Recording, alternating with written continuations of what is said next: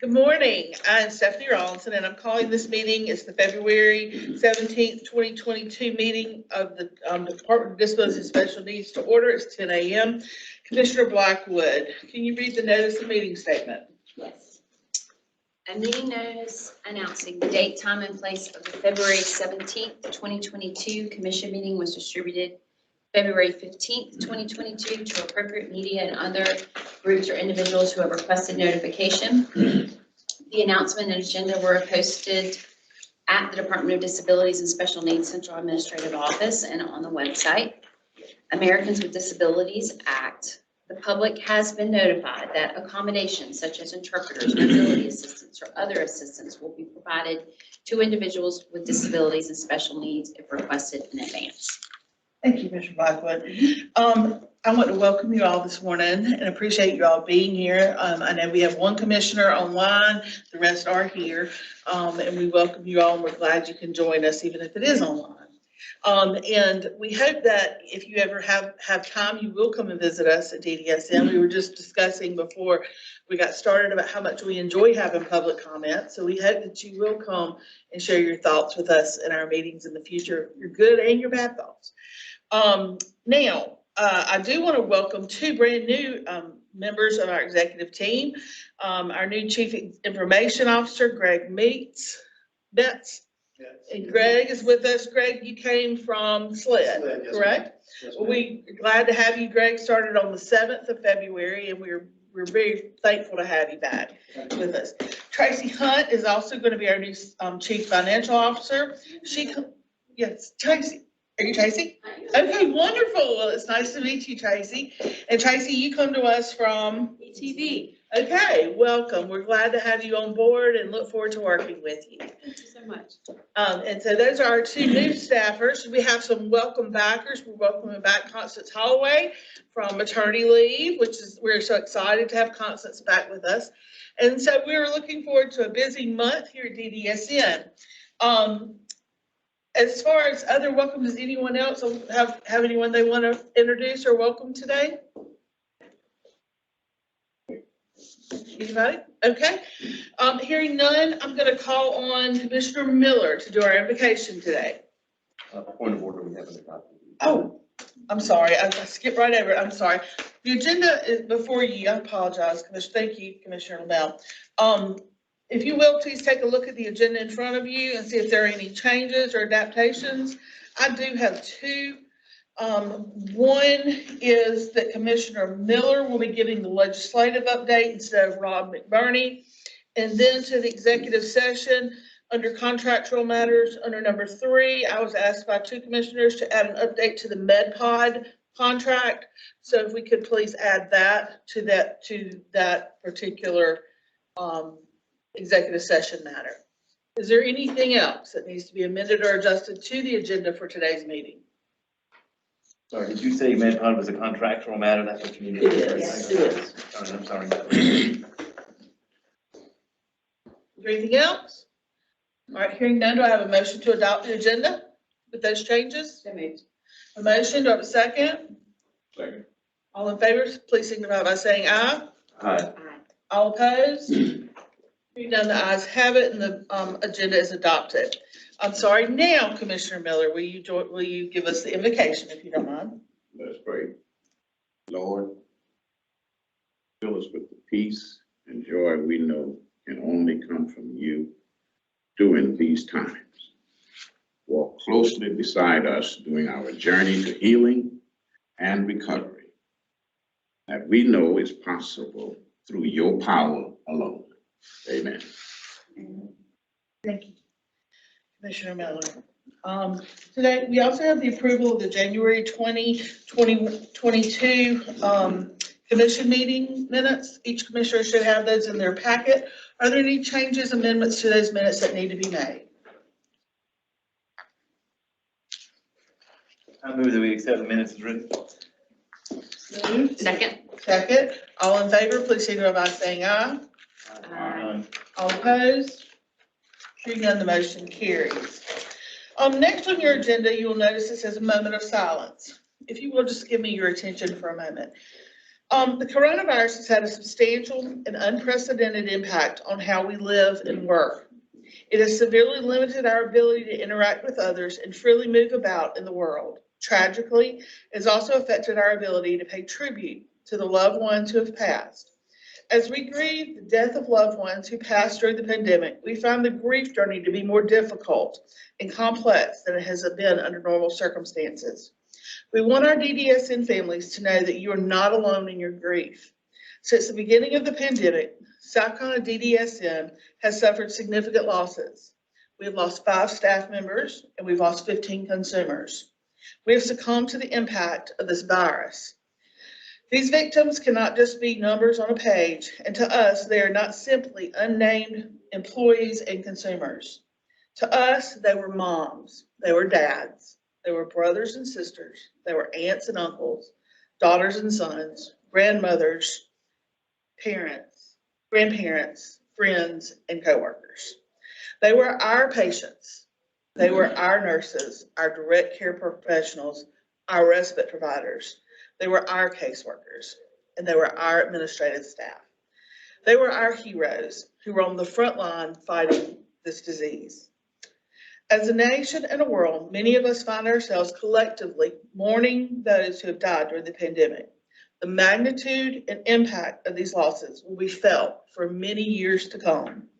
Whether you're mourning the loss of someone you know or simply are moved by the sheer number of people who have succumbed overall, you feel real pain, and we acknowledge that. We at DDSN feel one of the best ways to honor our grief is by remembering the lives of those we have lost. To that point, at our last commission meeting, the commission asked that we look into honoring our employees and consumers who have passed due to this virus. Over the last month, many ideas and options were considered. However, due to privacy laws, many of the ideas brought forward cannot be made possible by this meeting. Our hope in the future is to be able to do something more substantial, but for now, we've decided to take a few moments of silence to honor our heroes. If the commissioner's staff and those listening would like to join me in standing for a few moments, we will begin this remembrance time, and I will close in a moment of prayer.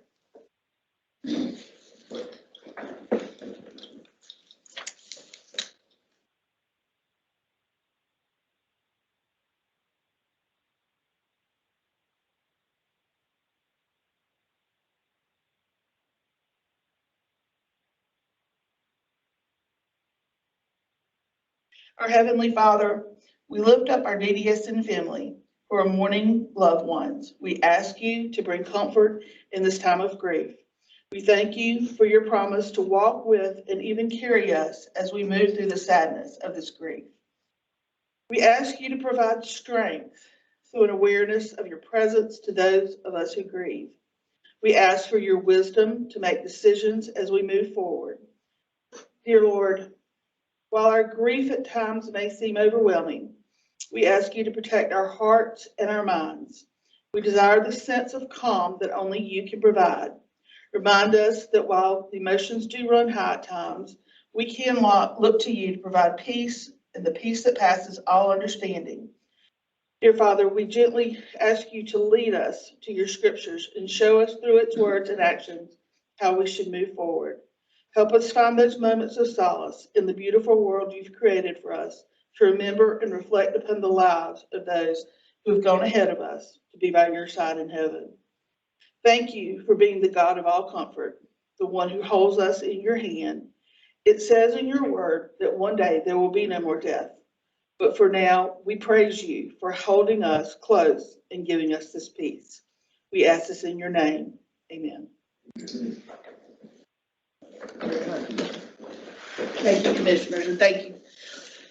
I want the families to know we are praying and thinking of each of you in this time. Okay. Commissioners update. We'll start with Commissioner Miller. I have none. None. Okay. How about Commissioner Malfris? I don't have any update today, thank you. Commissioner Blackwood? None today. Commissioner Thomas? Nothing new. Okay.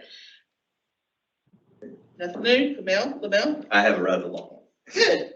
Good. Last Friday, a number of individuals in the provider network reached out to me to thank me for my service on this commission and to express regret that I had resigned. You can imagine my surprise as I had, in fact, not resigned. This was how I found out that the governor had submitted a replacement for me to the legislature. I had to find out about it this way because the only notice that was given to me was an email that was sent to an address that hadn't been used in years and appeared on no website or no official location. The text of the email, see attached. The attachment was a few sentences saying, my term was up in 2018 and the governor is replacing me. The same governor's office that called upon me years ago and begged me to take the chair of this commission to stabilize things. Of the current members of the commission, only Commissioners Coer, Miller, and Rollinson are not serving expired terms. Yet I am the only one being removed. It turns out that see attached was generous compared to the notice I got from those associated with this organization. No one in this building or this room who knew about it did me the simple courtesy of reaching out to warn me or tell me either. Since I found out about this on Friday, I still have not been treated to the courtesy of a phone call, email, or text from any member of the governor's office, despite my request for contact. This was after they were alerted to the fact that I had not been extended the slightest consideration in this matter. To this day, not one person from among the staff or from the governor's office has even offered to review the transition between me and my replacement. I haven't even been told when my last day is. The only way I found out about the email was through the intervention of one of my local legislators who tracked it down for me. I want to let everyone in the provider network observing today know that I did not resign. I would not have given up on the work that I have done so proudly and still want to see done like that. Instead, the people that don't like the work I did arranged for me to be removed. This is the governor's prerogative, but it is also my prerogative to let everyone know how crudely this was handled. This behavior can only be seen as an intentional insult to me after years of service in which I was never reprimanded, never censured, and never committed acts that led to hundreds of thousands of dollars in costs to the taxpayers of this state. To those providers, I tell you, I will continue to work for you as long as I am able to do so. I do not believe that my removal has anything to do with my performance of my duties as commissioner. I challenge anyone to find a time when I treated any person on the staff or the commission with less than absolute respect. I never made derogatory remarks about them. I never made thinly veiled bigoted statements. I allowed others to have their voice even when I found what they were saying to be false, ill-mannered, or manipulative. My sin appears to be that I will not blindly go along with certain agendas and am willing to speak the truth to those who are in power. I take pride in the fact that I never viewed this position as being about me. I never trumpeted about what was accomplished, only took responsibilities for the mistakes I made. I never asked for special treatment, accolades, or the trappings of power. I don't want them now. As I am pushed out of this position against my will, I don't want a plaque or any other award. Take the funds that you would have used for that and get something for the staff who I've worked with for many years. The sentiments from the people outside of this building who believe I have done well by them provides me the closure of what has been an exit made disgraceful, not by my actions, but by the actions of those who have treated me this way. So sorry that happened to you. It's awful. Commissioner Coer? Nice job. I totally surprised. I did not know anything about this. Me either. All right, Commissioner Thomas, do you have any update? Already asked him. Yeah, he's good. Okay, all right, well, let's move forward. Public input, we have none. There's no public input at this time. Now, let's move on to the Finance Committee. Commissioner Blackwood. We have one item for today, Chairman Robinson, that we want to vote on. It is a contract for the janitorial services for 2 locations, the central office here in Columbia and the Midland Center also in Columbia. The procurement team went through a bidding process which closed on 1/12/2022 with 15 offers submitted, bids, and the lowest responsive and reasonable bid was Lot A, submitted an offer for $82,240,000 for a 1-year contract with a 4-year renewal. The lowest bid responsible for Lot B submitted an offer for $120,000 for a 1-year contract with 4-year year renewal. The agency is asking us to approve these contracts, and that's what I'm asking for today. Unless Candace has anything else that she wants me to. If y'all have any questions, I can elaborate if so. Okay, all right, so we have a motion from the commission, from the committee to approve No. these 2 contracts. Just as chair, bringing it to the full Okay, commission. so you're out for your Yes. motion. Do I have a Yes. second to that motion? Second. I have a second, except, well, sorry, he just seconded, And, but let me, okay, let's ask some questions. Now we're open for questions. Okay. I just wanted, to ask Robin if she would to repeat the 2 different bids, because you actually said the numbers wrong. Okay, so I'll have Candace do that so that I don't mess that up again. Okay, go if you don't ahead. mind. Go ahead, Candace. just for the record. Let's see. So I have Lot A, the total amount is $82,240. Right. And Lot B is $200,120. Both are 5-year contracts. It's 1 year with 4 renewals, which is a total of 5 years for Lot A and Lot B. We have 2 different vendors. That's why it's 2 different amounts instead of a collaborative price. So, Thank you, that was it. okay. You just said. Other questions Got it or wrong. information I from? apologize for that. Did we get multiple responses to this bid process? Say that one more time. Did we get multiple responses? We did. We had 15 bid responses.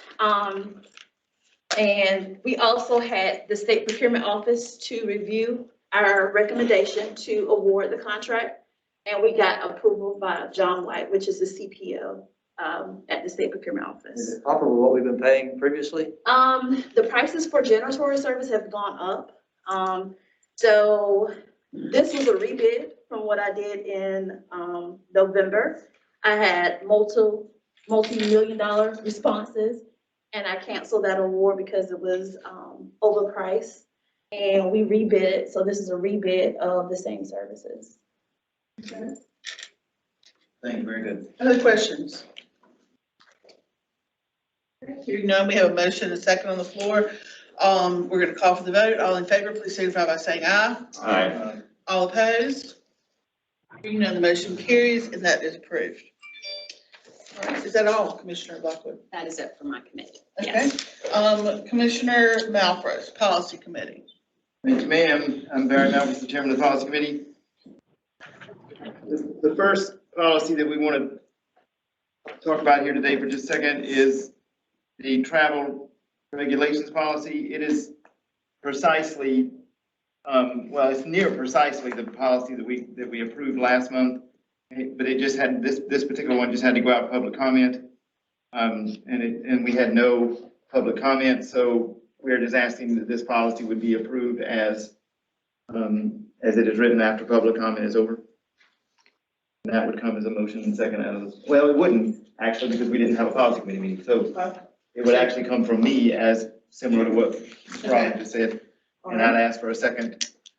All right, the commissioners had an opportunity to read through this over the night. Do I have a motion? Do I have a second on this? Second. Motion and a second is received. Is there any discussion on the travel regulations policy? Hearing none, all in favor, please signify by saying aye. Aye. All opposed? Hearing none, the motion carries. Travel regulation policy is approved. Attachment D, policy committee procedures. Okay, the next one is just an amendment to our policy committee procedures, which is a document that we update from time to time. Each year that we created a number of years ago. I didn't actually create it, it was before I was here, but, right before I was here. But I just wanted to add a sentence in there under item 1, under the scope of that, policy, to say that the human resources directives are exempt from this requirement, except those identified by either the policy committee or the chairman of the policy committee, for the commission's review. All right, is that the only change, Commissioner Malphurs? That's it. Okay, commissioners, do I have a second on this request? Second. A motion and a second. Motion and a second on the floor. Is there any discussion on this matter? Can you explain to us why these are exempt? Can someone explain that to us? Well, Just so we have. we don't really know why they were actually, what I mean by exempt is we don't have to go over all of them. We're gonna go through, some of those policies and a few of those policies. That's the reason it says exempt. It's exempt from our regular schedule because we're only gonna go through some of them. Now, why the commission has never been through any of those, I can't answer. But I have copies of every one, and I've read several, and there's a few that I think most of them are basically innocuous in my opinion, but some of them need our review. And so that was the point of putting this in there, but it's never been in here before, and so it needed to be added to the official, document that we have for this purpose. Thank you, sir. Is there any other questions or comments? You know, we have a motion and a second on the floor to approve the change to the DDSN policy committee procedures, and add the one line. Is there, all in favor, please signify by saying aye. Aye. All opposed? Hearing none, the ayes have it, that is carried. Commissioner, your committee update. That is the committee update except to say that we will have a meeting for the policy committee in March. We have 2 dates in mind and we're not exactly sure which one it'll be yet. So I don't want to give the date right now, but just keep an eye out for those that want to see our committee. We will certainly have it out in the proper time.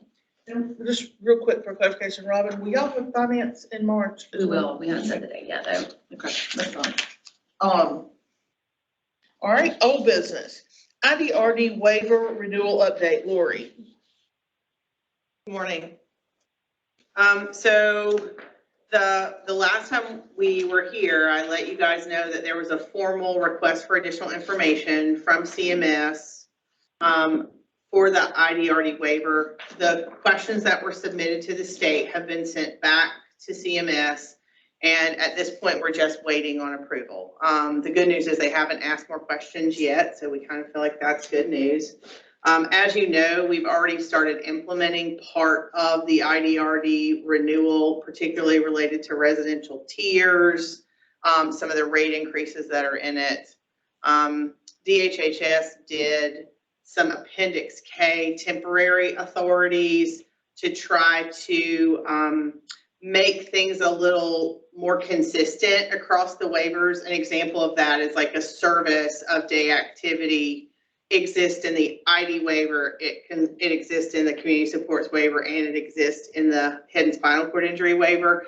So instead of having like different rates in different waivers, they did some temporary authorities until we could get to full renewal and amendments on those waivers to make sure that we could apply it across all waivers to our population. So those have been approved. The community supports waiver expires in July, so the renewal is currently being worked on.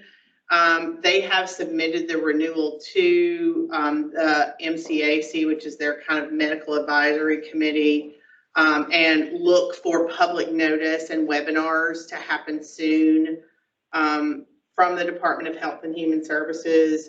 The changes in the community supports waiver are really to make it consistent with the service definitions in the IDRD waiver, as well as increase the annual cost cap to account for the rate increases that have happened across the board in the day services, in respite.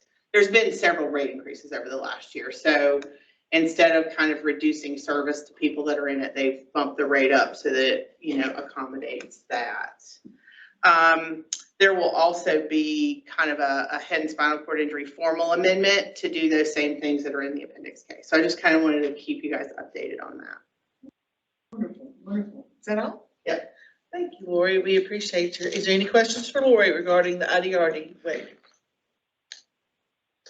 I think we're good, Lori. I think I'm next on the agenda too. Oh, are you? You are? How about that? Fee for service update. Go Right, ahead. so we're currently pushing forward with a March 1st direct enrollment, direct billing flip for our provider network. There's been a ton of work being done by so many people. I couldn't even name them all, to try to get us ready and to try to help providers and support them in this changeover. Medicaid held a few provider enrollment trainings. Providers have had the opportunity to enroll and get their Medicaid provider ID. Medicaid has extended resources in order to get those people kind of pushed through a little more quickly than most provider applications would take. We do still have a number of providers that aren't finished with provider enrollment. So, you know, we're spending a lot of efforts reaching out to those providers, making sure they've applied, making sure they've turned in that information. But that's kind of all we can do at this point. Medicaid has a list. We have a list. We're working on it on a daily basis. Medicaid provided training on billing through either a manual paper claim or their web tool, which is kind of their free option for submitting claims.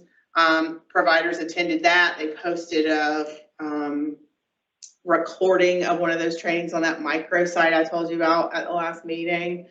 So that went well. TheraP has also completed a self-paced training for providers to take for using their billing module.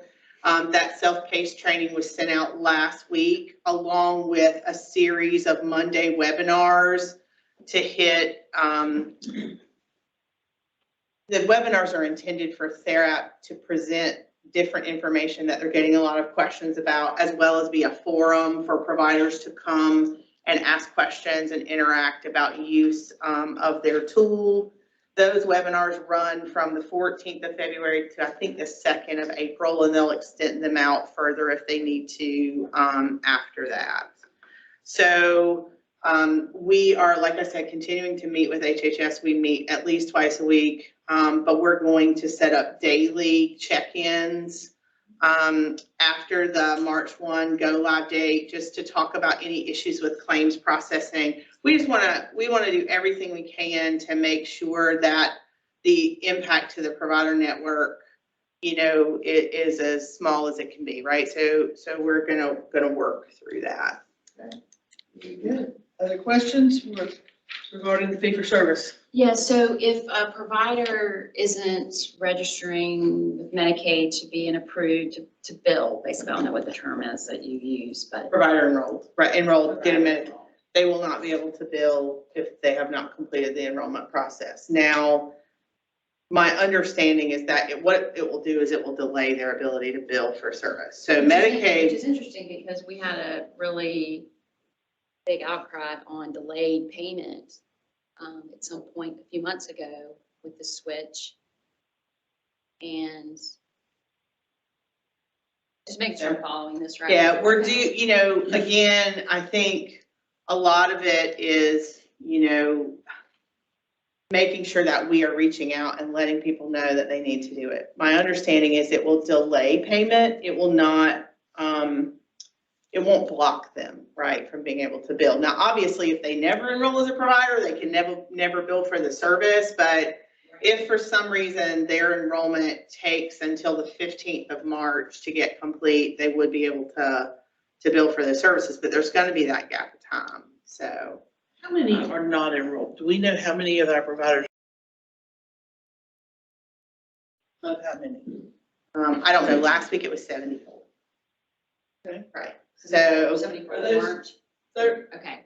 we're 74 continuing to push Last and week, push. 34 this week. Right, but again, we did a massive outreach last week to providers that had not submitted their applications, to offer assistance, to, refer them to the microsite that gives kind of a step-by-step guide of how to do the application. There was a point where there were, was it 2/3 had not done it? Now I think we're more like, I think it's around 1/3. The good news is some of the providers on the list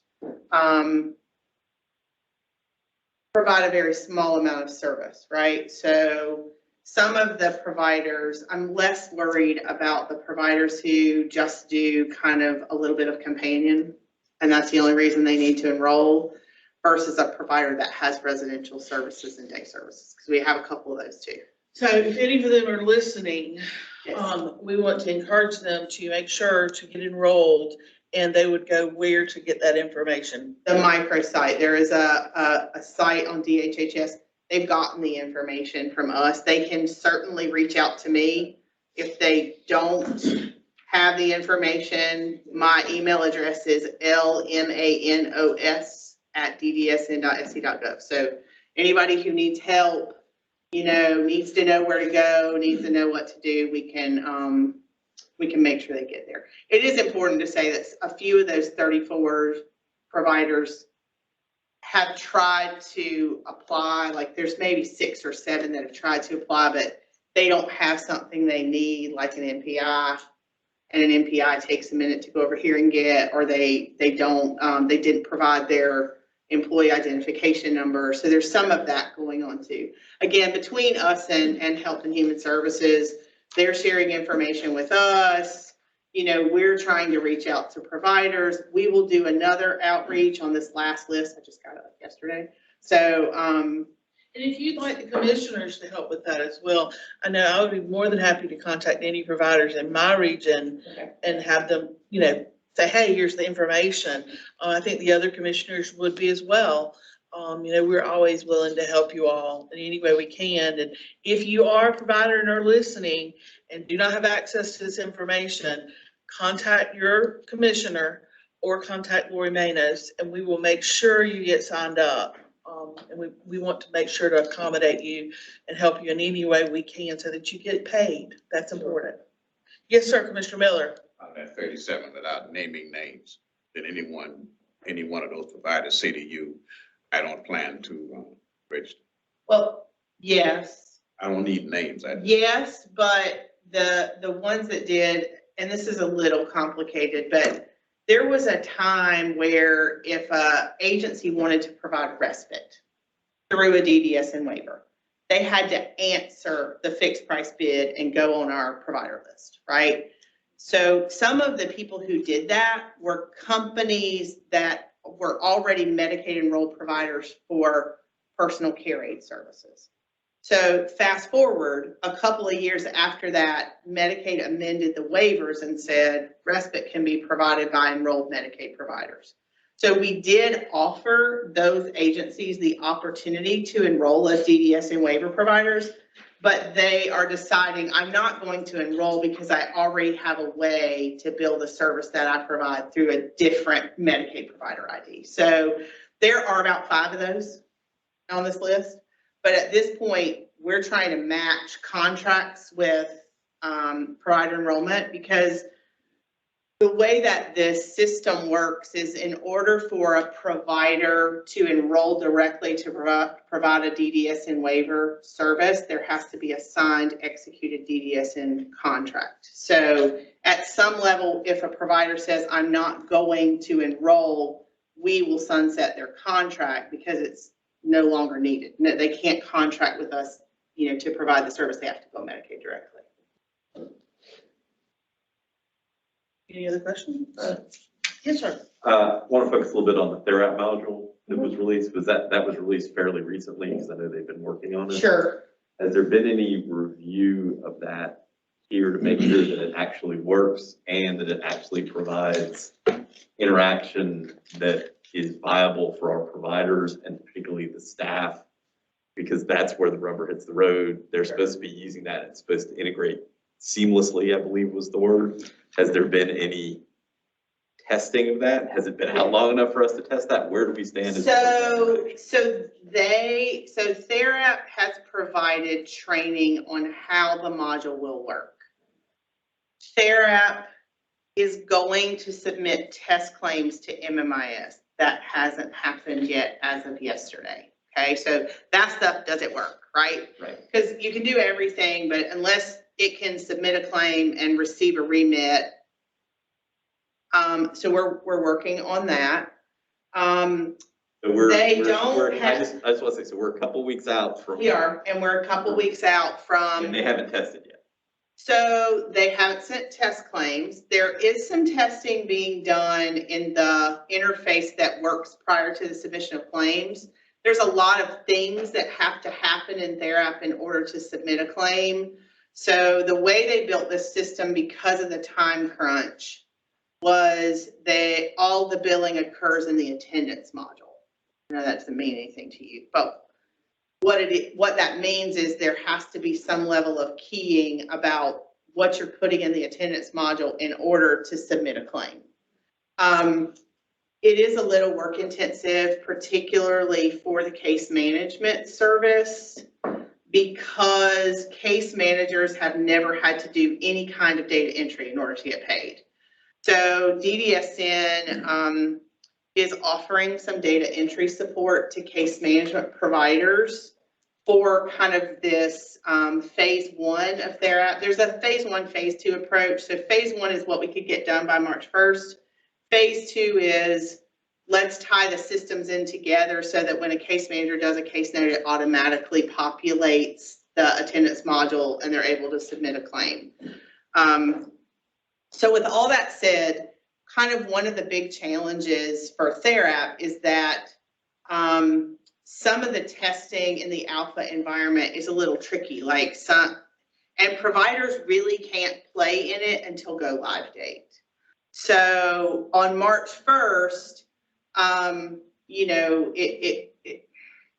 they will have access. There is some pre-work that providers need to do in Therapp in order to be able to bill, so we're working on that a little bit. There is a human service provider conference that actually happens kind of the weekend, right? It's kind of that March 7th. So we plan to be there along with Therapp, along with HHS, so that we can be available amongst the provider network with issues that come up kind of during that first week. So, I know that didn't. Well, it tells us where we stand, which is we don't really know. And I'm assuming that for the case managers who are, again, have already been on the billing system, that entering this data is not a billable event. So entering the notes is what they've always done, right? They've never had to transfer data from the notes to an attendance module. So it is not a billable event, which is why DDSN is offering data entry support for that specific service line, because it's so different than anything else they've ever done. The attendance module in Therapp is much like the modules that residential and day providers have always used in CDSS. It's called ResLog and DSAL. So it's not a new thing for them, right? They've always entered attendance. That's how they've documented their work. But it's kind of a big deal for case managers. So we should have a memo that's going to go out by tomorrow at the latest. I just finished it this morning, basically telling providers. We told the provider network yesterday that we're going to offer the support, but we're going to follow it up with a memo and ask people to tell us if they want us to, because we don't want to require it. The truth is providers don't have to even bill through Therapp if they don't want to, right? It's a choice. So But isn't it the most logical choice? I mean, shouldn't almost everything be documented in Therapp anyway? And if it just logically ran, from Therap through the billing system, it would make their job a lot easier. which is the plan Right, in July. right. And but- is that what phase two, and I don't mean to be, I'm Phase sorry, two, I'm yes. talking over you. That was gonna be my next question is, the phase two is supposed to be July, that it's supposed to be rolled out. But from March to July, it's really a data entry system, but it still has a lot of data in it that's not in other systems like the web tool, right? So if I was a provider and I wanted to use another system, I would have to enter all of the data about the people that I serve, the services and procedure codes that they receive, all of the provider information, all that's already in Therap. So that's, it's And still. entering, and again, coming back to it, entering that data in their system, that's not a billable Correct. event, is it? So we're costing them money. If the program that we provide them doesn't work, we're costing them money to bill. Right? Because they gotta get billed somehow. If it doesn't work, they've got to enter this data, and that's not a billable event. Right, now, I will say, one of the things to keep in mind about direct enrollment and becoming a Medicaid provider, even if the Therac system works exactly the way that you hoped and dreamed that it would, right? There are still administrative things that come along with being a person who bills Medicaid. I think you talked about this the last meeting, right? Because you have experience with it. Even if we did everything to get them to submission of a claim, there's still going to be some administrative time that's not billable where somebody's going to have to chase remits and what happens when denials come in and resubmissions and did I get the money I was supposed to get? And so that is going to be there no matter what we do. So I just want to point that But out. obviously, we also want to try to minimize that as much. For sure, for sure. And Lori, understand, I'm asking you these questions because you know what's going on. I don't hold you responsible. Right. I want you to understand that. I appreciate you having those answers for me. But that's an issue that everyone here needs to be aware of as far as our dependency upon that. Yeah, I'm very hopeful that things are going to work out. We want to make sure that we know what the options are if it doesn't, right? So we've been talking through that a little bit with HHS and, we'll cross that bridge when we get there. Hopefully we don't have to cross that bridge. But it's good to know that we're talking about that bridge. Yes. Thank you. That's all. Any other questions? Can you just elaborate a little bit more on like the fee for service? We use the term sunset so that I'm clear on what I'm hearing. Sunset means that ResLog and DSAL. So what will happen from right now, providers of residential and day services, there's an attendance log that exists in a DDSN computer system called CDSS. Those providers go into that computer system and they say, Lori was here today or Lori was not here today, right? I say it's an attendance module. So in the Therap billing system, there's an attendance module that looks much like that. So when I say sunset, what I mean is they will no longer have to enter it over here. They will enter it over here. So it's the same task in a different location. Okay. All right. Any further questions? When we set up for failure, what happens if these people cannot get paid? So we've been talking through some contingency plans. I hope so. Hope we don't have to use them. I'm a betting man. There's some problems here. This staff has done a lot of work to make this happen, and we realize that there could be problems, but I think with the staff we have here, we are prepared for those problems, and we'll take care of those problems. This is a transition that was never going to be easy, but nothing worthwhile in this world is easy. Point is, it needs to be done, and it will be done, and by God's grace and mercy, it will be done. That's the point. So I will say too, just maybe this will make you feel a little more at ease, particularly you, Commissioner Pillar. So there have been test claims submitted to MMIS for all of the procedure codes through the web tool. It works, it pays, right? So we know that the Medicaid payment system is going to work because it's been tested with claims. We've actually had individual DDSN providers be those testing people. So there's a couple of providers in the network that have some experience with submission and receipt of those claims. We have 33% aren't even ready to submit a claim right now. Yep. And then we're going to have a test batch of maybe 10. We're going to have hundreds of thousands. Good luck. And the problem is, it's a pass-through. You don't even have any control over it. Yeah, we won't, well, it's not even a pass-through. It's going to be a direct payment. Exactly. You don't have. So depending on how a provider chooses to bill, we might not even know what they bill and what they bill for and how much they bill for until months down the road, because we do get some provider claims data through like a W-99 tape. It's this old system that MMIS kind of sends to us so that we can monitor service delivery of not just the DDSN services, but other services that are provided to people in the waiver. But those, a lot of times though, that data is, several months down the road. So it's going to be a busy time. And I think the goal of DDSN and the Department of Health and Human Services right now in this transition is we are trying to be as supportive and available to the provider network as we absolutely can. So, we've just been trying to be there to answer questions, be there to help through things. But it's a pretty big undertaking and a pretty major shift in the way business is done. Very good. Other questions, commissioners?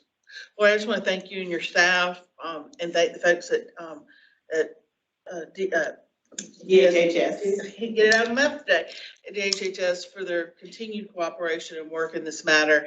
And we look forward to our update in March to see how things have gone and if there are changes that need to be made, what changes we need to make, and that kind of thing. Thank you for recognizing that, because I would venture to say that every person in this building in some way, shape, or form has done some work on this effort. It's just been monumental. It's a huge effort.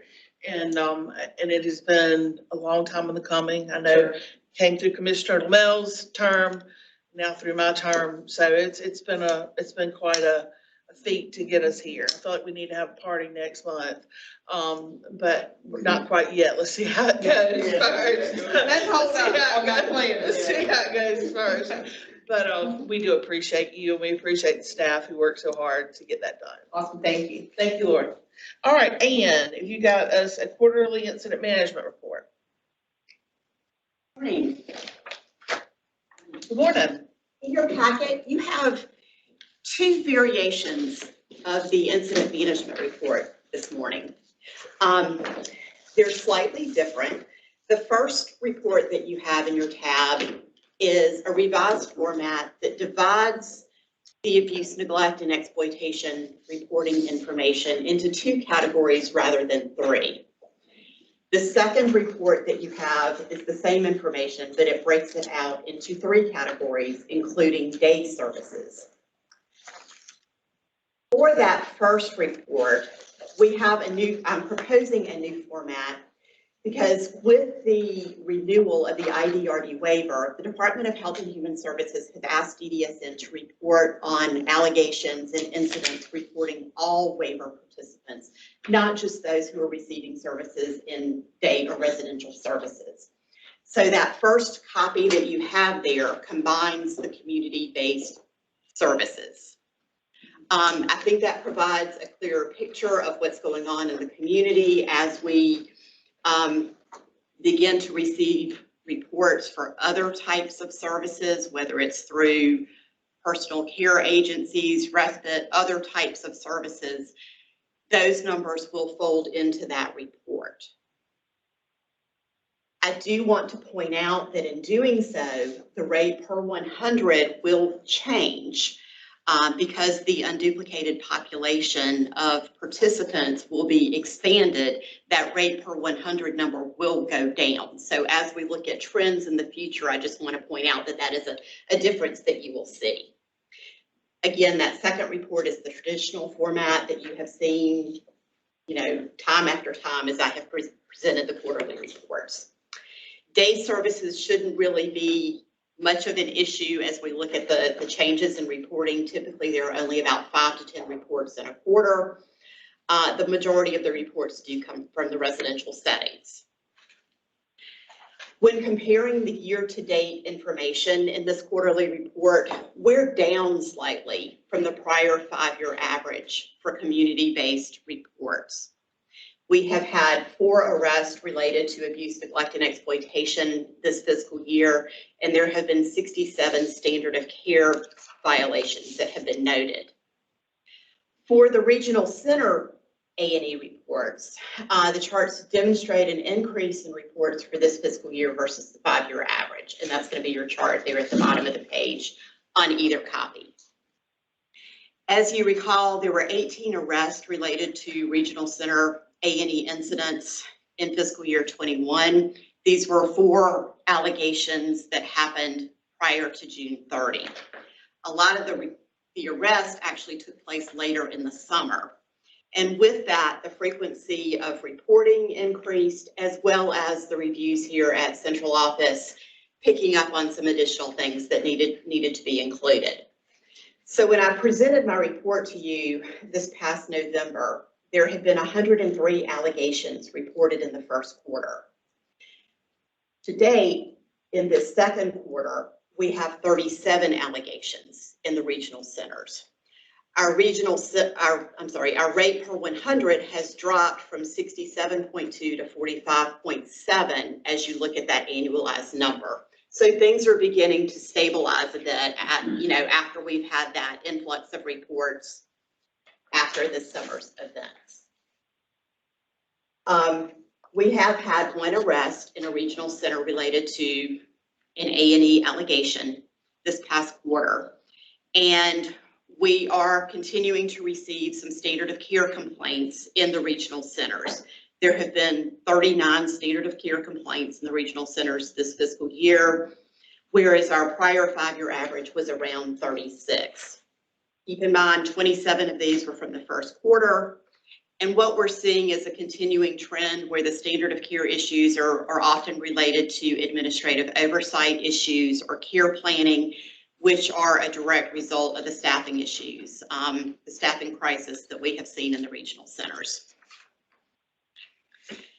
There is a renewed focus on training and creating a standardized training curriculum across all of the centers, both for onboarding and for existing employees who are going through regularly scheduled training. There's been a lot of discussion about what is or is not allowed in a crisis management curriculum, how to avoid conflict with people who are supported, how to avoid power struggles, and that sort of thing. We're also encouraging the psychology staff to model the behavior support programs and to be on site and in the units to provide more instruction as things come up, just to guide staff to increasing their communication with the people that they're supporting. When we look at deaths on the back page of your report, the numbers continue to be high for fiscal year 22 as compared to the 5-year average. Within the community setting, there have been 49 deaths this year, with 22 of those in the last quarter. Within the regional centers, there have been 16 deaths over the past 6 months, but 4 for the past quarter. For other types of critical incidents, the reports have pretty much leveled out since my last report to you.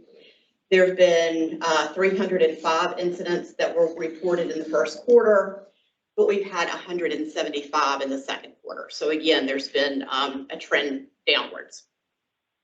Law enforcement calls are the most frequent type of critical incident report, but remember, these are self-reported and the providers often tag more than one type of incident in any critical incident report. So there could be multiple things being reported there. And of course, we're seeing, a lot of the critical incidents and the A&E reports are tied to staffing issues associated with COVID, with general staffing shortages as a whole, where our system as a whole is facing many of those same issues. Thank you, Ann. Okay, any questions? Thank you, Andy. All right, let's move on. Internal audit update, Courtney Crosby. Thank you. So my update today should be fairly brief. So I just want to start with a summary of our 2021 agreed upon procedures report. So we have completed the review of 8 agreed upon procedures reports for the DSM boards and 18 are in process. That review is complete for 3 private providers and 6 are in process. Our 2021 contract reductions are currently 19,700, so that is trending upwards. So 2 of the providers were assessed contract reductions for late audit reports, but the majority of the contract reductions are the result of late corrective. Directive does require that corrective action plans be submitted within 20 days or 20 business days of the issuance of the report. And it does recommend that those caps be submitted with the audit or the agreed upon procedures report. So we've been focused on performing follow-up procedures to reduce the number of outstanding audit observations or findings and corrective action plans on our tracking report. So we are currently working on follow-up procedures with 5 providers in addition to the other audits and technical assistance visits that are in process. Can I answer any questions for you? Questions? Did you just say 5 were within the 20 days, they haven't done the corrective? After the 20 days, they get a corrective, I mean, the opportunity to correct within 20 days, there's 5 of them that haven't done that, is that what you said? So the corrective action plans that go with the audit reports or the ROAPs, the reports on agreed upon procedures. So they have 20 days from the date the CPA firm issues the report to submit that corrective action plan to internal audit. So there are some contract reductions associated with that. So we've had 6 contract reductions for late corrective action plans. So those are separate from the corrective action plans on the tracking report that was provided to you all at the end of the first quarter. Those corrective action plans relate to internal audits, the findings and corrective action plans that are a result of the work that the internal audit department does. I just wanted to keep in mind that if you think there needs to be any correction with additional penalties or anything for people not doing what they're supposed to do, let the policy committee know so we can look into that. Do that. And there is a provision in the directive. If you go for follow-up and the corrective action is not in place, you have 90 days before an additional visit from internal audit. And there is a provision there for contract reductions. Why would that go to policy as opposed to finance and audit? Well, because it's a policy to decide how much that penalty is going to be. Well, I think it would go to both. Yeah, I mean, It I could go to thought both the penalty penalties. that we put in, isn't it supposed to be reviewed by finance and audit first, and there's a recommendation that is our default procedure. Yeah, I don't know that we have a set procedure on it, but I just know that we don't change. They would definitely have to consult each other. We work together all the time anyway. It's wonderful. It'll be fine. We're both on the same committee. One of us is on the same committee with her. Yeah, collaboration of those 2 committees, I think could establish something if we need to. Let's hope it doesn't come to that. Anything else, Courtney? Any other questions for Courtney? Hearing none, thank you, Courtney. We appreciate you. Thank you, ma'am. All right, Tommy Winter. I should commend her for her work so far. I think she's done a wonderful job so far with us, Miss Courtney. I think so too. Congratulations, you've done really well. You've been with us how long now? 4 months, I think. 4 months. 6 months. 6 6 months. months. Okay, she's getting her feet wet. We'll have She's gonna be old timer. She'll have a celebration at the end of the year, because then that makes you an old timer. That's right, that's right. All right, legislative update. I think Commissioner Miller is going to do that in the absence of Mr. Thomas. Is that correct? Yes, sir. Please.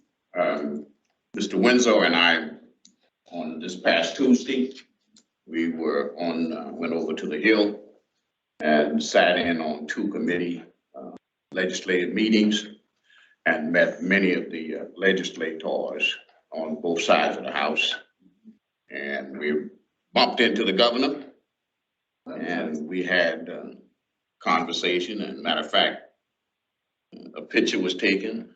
I don't know whether that's me or someone else, Could be someone else. You're not, what is the word, confirming or I'm not denying or? confirming or denying. Yeah, that's right, that's right. But it was a very interesting day because we got a chance, you always want to stay ahead so that if we ever run into an issue, they know us and we know them. So it was a very interesting day. Wonderful. Yeah, Wonderful. hats off to Tommy Winslow. I also spent the Tuesday before on the Hill as well, which I didn't get to visit with the governor, but I did get to go to 2 legislative caucus meetings. Very, very informative. I was very impressed with how much those folks know about DDSN, how interested they are in what we're doing, and how services are being provided to those we serve. And look forward to sitting down with them and having more discussions with them in the future about DDSN and the things we can do to help those they serve. A couple of updates. Before we go to new business, I have a question. Where is Mr. Windsor? he is on the Hill. He apparently had medical affairs Right. and So there's another. so medical affairs is the people who are reviewing my replacement. So Are he's they? assisting, is he prepping my replacement right now? Is that what he's there for? No, he attends every medical affairs He meeting. does go to every medical affairs. And medical affairs, and there's another one today. I don't know what the other one is. There was 2 that he has to do today. He said he would try to get here before the meeting was over. Yeah. He goes to every medical affairs meeting. I think that he goes to that one. He goes to 3 different city committee meeting that has to do with our agency he attends. Now, I do want to update you on 3 different events coming up. The first one is Disability Advocacy Day. It is going to be Wednesday, March the 2nd, at the State House on the North Grounds. We have a full schedule for that day of things that the commission will be doing. So we hope that you will be able to attend. If you can, please let Tommy know that you'll be there. So he'll be looking for you at registration. It starts at 9 o'clock and looks like we're going to go until about 2:30, 3 o'clock that day. So it's a big day. Please read the press release and the agenda along with the governor's proclamation making March Disability Awareness Month in your packet. Okay. Also, in the 2022 Virtual Assistive Technology Expo is going to be taking place with the University of South Carolina School of Medicine in Columbia. The date is March the 1st, and the time is 8:30 to 4 p.m. They're going to offer all kinds of different seminars on assistive technology that can help those who are disabled or who need technical assistance. These are great formats to be able to go in and watch. The cost is it's free. There is a registration. They do ask you to register in advance for this.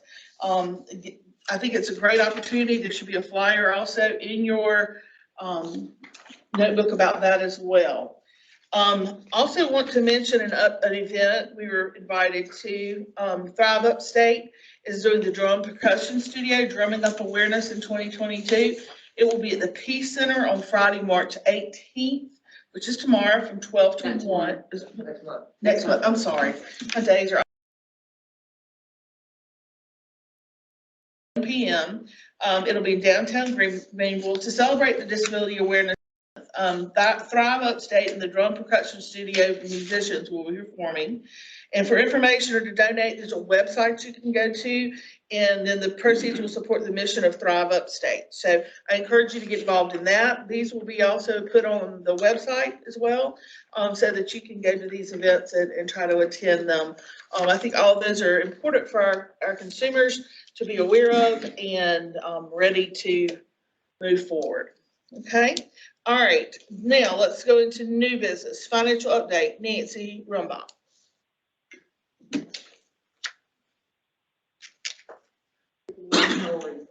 Morning. Okay, under tab 7, the first file that we'll look at is the spending plan versus the actual expenditures as of the end of June. Our spending plan was approved at $851.1 million. Our cash expenditures at DDSN is a $411.8 million. Wash that happens at HHS is 83.5, and that is the net of 110.5 million of direct field services, less 27.0 million of state match that we paid. Those two combined, we're expended 495.2 million at 58.19% of our approved spending plan. So we're right on target. We are currently 0.14% under our budget. Okay. Any questions? I'm sorry, I can't see it right now. In a second, you said that the total was 880? 851.1 million. Should be under tab 7. It is.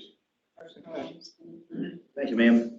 I had, my glasses was on, that's why I couldn't see it. I'm sorry. You know, I have to have my glasses off.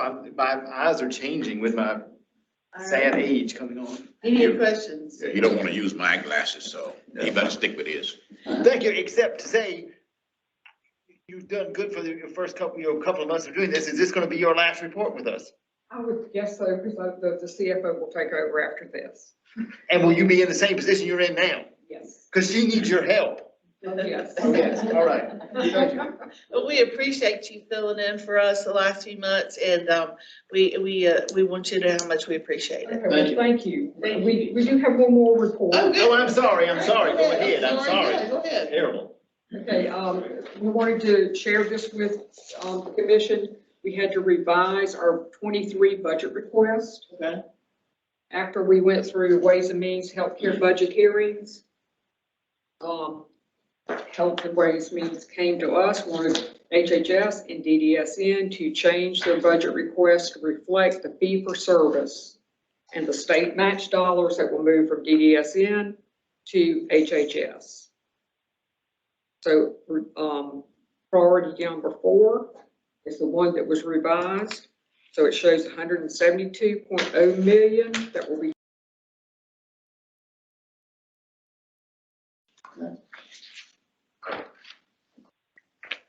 All Do you right. have any questions? How much millions will be transferred next year? 172. Number 4, Aaron. Number 4. Sorry.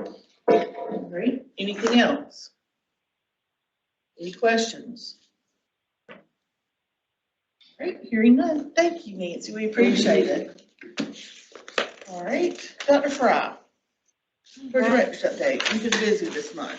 We have, I wanted to just give a quick update on some pending solicitations that we've referenced before. Solicitation, I won't give the number, but the solicitation for the financial management / payroll services, which I think we commonly refer to as the fiscal agent RFP. The final revised draft was sent back to the state procurement office on Tuesday this week, 2/15. And as of yesterday, the procurement officer informed us that the draft was sent to our manager for final approval. We're not sure how long that will take, but we are confident to say that if it doesn't happen by the end of this week, it will post next week. So just wanted you all to know that we are moving forward with that. In addition, I've talked with some of you individually and mentioned in this meeting that we are seeking to procure strategic plan.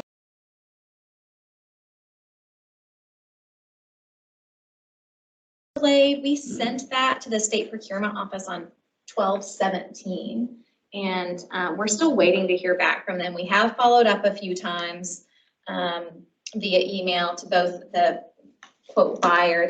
Someone selects the solicitation to work on it, and it's called a buyer, and her supervisor requesting an update. We haven't received it, but I just wanted you all to know that we did get that out the door, and we are continuing to follow up. And last, likely by end of business tomorrow, we will have a request for qualifications out, seeking an outside consultant with varied expertise to help advise us regarding the implementation of an assessment related to level of need for those whom we serve. We recognize that we need some in-depth research about the landscape of those various assessments, so that when we do issue an RFP for that, we make sure that the qualifications of that RFP are reflective of the needs of those whom we serve. So we're excited to see that move forward and to do that in a way that we think will really meet best practice. I want to quickly highlight that next week on Tuesday, February 22nd, we will be hosting a webinar for providers called Being Direct Bill Ready. As we already talked about in this meeting, we are really trying to do everything we can to make sure that all of the providers are as ready as possible. Lori did a great job of describing the various webinars that HHS has put forward and as well as their app, but we wanted to make sure that on our end we host something as well. So that will be February 22nd. We have already communicated that to the full network, I think either earlier this week or maybe last week. So we're looking forward to that. Something I think that we're getting a few questions about that I think the best way to talk about is in this commission meeting is that DDSN does have postings open for 4 state-level case managers. We're really excited about these positions. These case managers will be used to provide support to the provider network, fill in gaps in the system, and ensure continuity of services. Some specific duties will include contacting individuals in pending or processing status for long periods of time to offer choice of alternate provider, resolving long-standing pending processing slots through the waiver, declination or non-signature declination process, processing enrollments when a case management provider is not available, and intervening when there is a risk of provider non-payment due to impending plan or authorization expiration. These are not intended to be people who are providing the same case management service that's provided by providers, but to instead fulfill these responsibilities as I've described. We made the decision to post these because we do have some challenges in the case management system. Currently, we have 183 people pending enrollment for more than 6 months. 114 of those have been pending for more than a year. 297 people in processing status for more than 60 days, 128 late levels of care in the past year, 252 late support plans in the past year, 1,474 support plans completed in the past 12 months were submitted within 2 days of their expiration dates or after their expiration date, and 3,695 people currently on one of the waiver priority lists are not receiving active case management from the DDSN providers. So in December, we kind of piloted before we took this step to see if there were things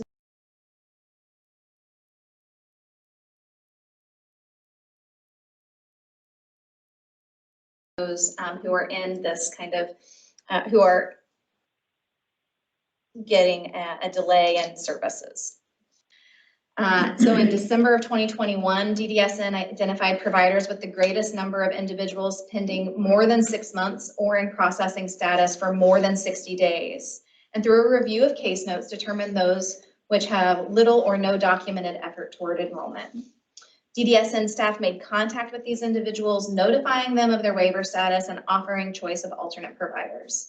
In January, this quote, pilot project was completed for the provider with the largest number of cases in the status with the following results.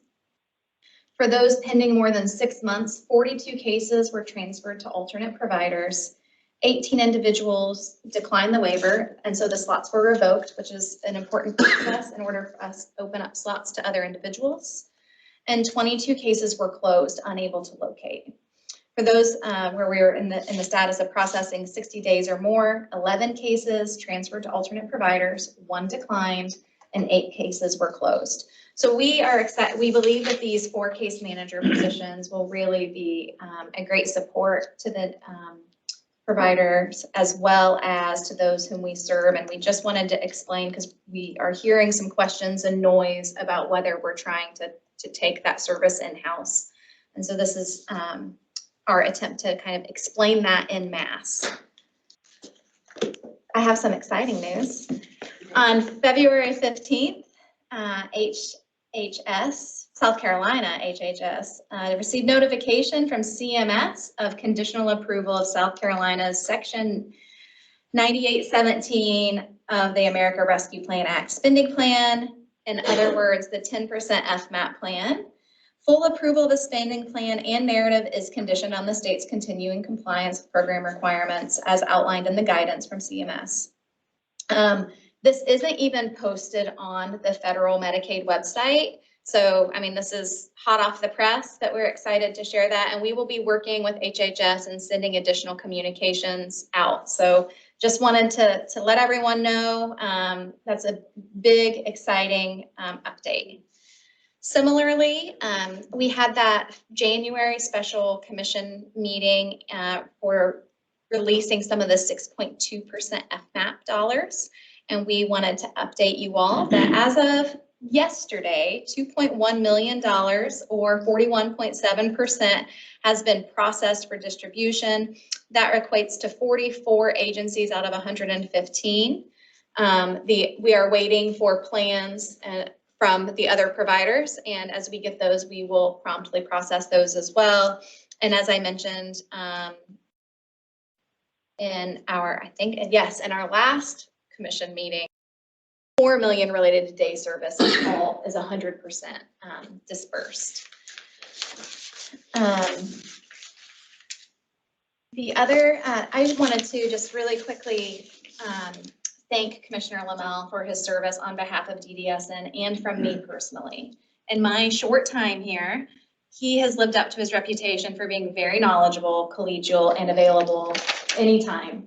As a former private practice attorney, I have a special appreciation for his longstanding dedication of both time and expertise to DDSN and those whom we serve.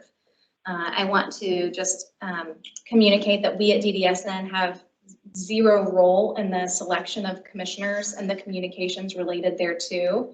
That authority is with the governor. But I wanted to take a moment to just thank Commissioner Lamel because he has already been very helpful to me when I've had questions and available and communicative, and we are grateful for his expertise.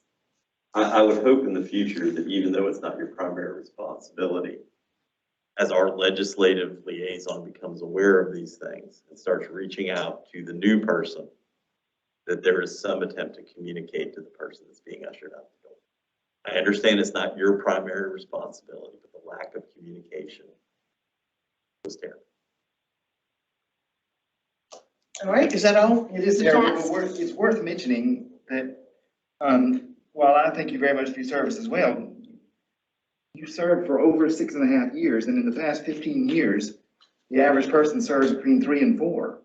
And so I'm just thankful for the amount of time you were able to serve and to understand that Haley is a much different governor than in Rascal. All right, thank you all for your comments. Now, I know that we have to enter into executive session to address some contractual matters and litigation update. The contractual matters are Richland Lexington Disability and Special Needs, DSN, contract Lutheran Services, Carolina's contract, and MedPod. We will also receive litigation update, and I believe MedPod actually falls under the litigation instead of the contractual matter, because I don't think it's a contract. I think it's actually an agreement rather than a contract, so it'll fall under that. So we will now enter into executive session by motion. Do I have a motion to enter? So moved. Do I have a second? Second. All in favor, please signify by saying aye. Aye. We will come up out of executive session after we finish that meeting. Yes. We have. David, do you have a question? David, do you have a question? He said aye. You said aye. I think you voted. Yeah. I was just gonna say, as a point of comfort, could we have 10 minutes before we start executive session? Yes, that would be acceptable. All right. We'll see you all when we get back from executive session. Good afternoon. We are back live. We have risen out of executive session where we discussed several issues, contractual matters, and litigation updates. Is there any action coming out of executive session? What is the pleasure of the commission? Well, so the one issue, yes, there's a motion rising that an update from a motion that was had back in June of 2021 at the time the community contracts were approved. At that point in time, with regard to the Richland Lexington BSN Board Administrative Program expenses, that those were to be titrated down over the next 6 months with the idea that it would be reviewed again and a plan presented as far as how it was going to be eliminated entirely. That 6 months has passed, no titration has happened, and no plan has been presented. At this time, I would make a motion to, with 30 days notice, terminate the payment of that administrative program expense. Is there a second? Second the motion, except to say, well, it's. No, it's a second. All right, we have a motion and a second on the floor. Now, is there any discussion?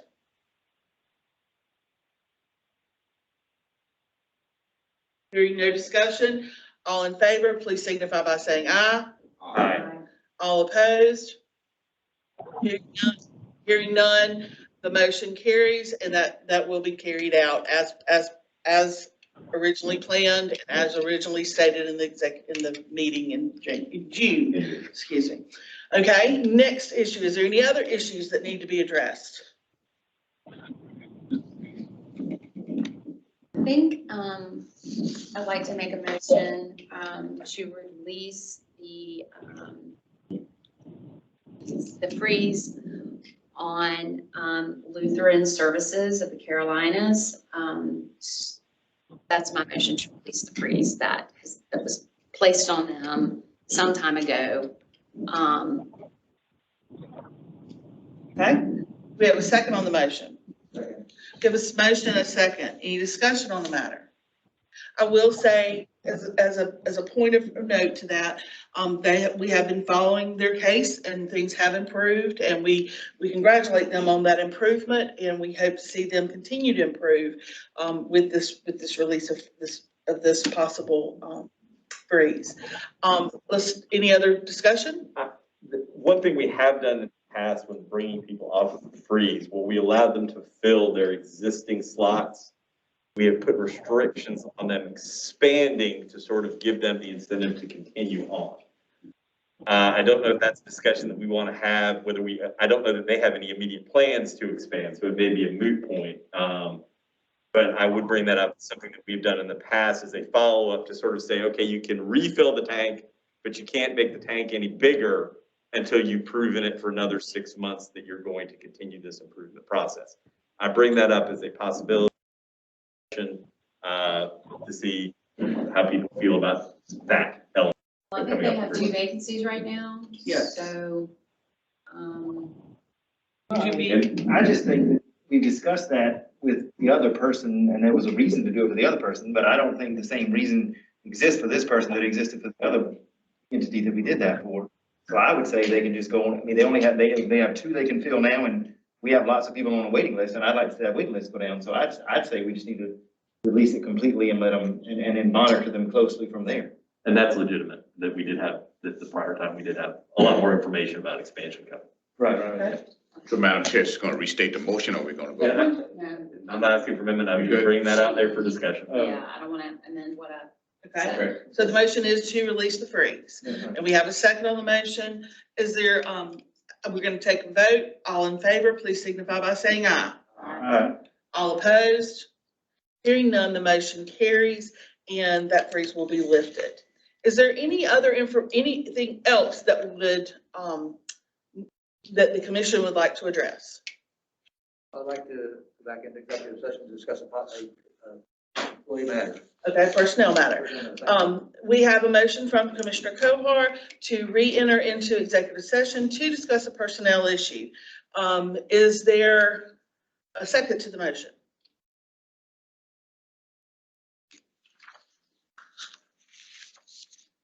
Second. Okay, we have a motion and a second on the floor.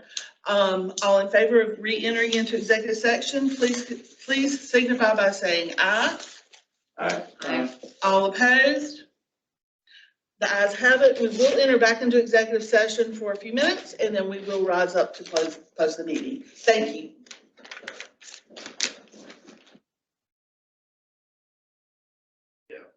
Good afternoon. We are rising out of executive session. No decisions were made, no motions were made, no decisions, votes were taken. Is there any other information that needs to come before this commission today? All right, hearing none, our next meeting will be March the 17th, 2022 at 10 a.m. here at the offices of DDSN. I'll make a motion to adjourn. Motion to adjourn. Do we have a second? Seconds, many seconds. All in favor, please signify by saying aye. Aye. All opposed? Hearing none, the ayes have it. We do stand in adjournment. Thank you for being here, ladies and gentlemen.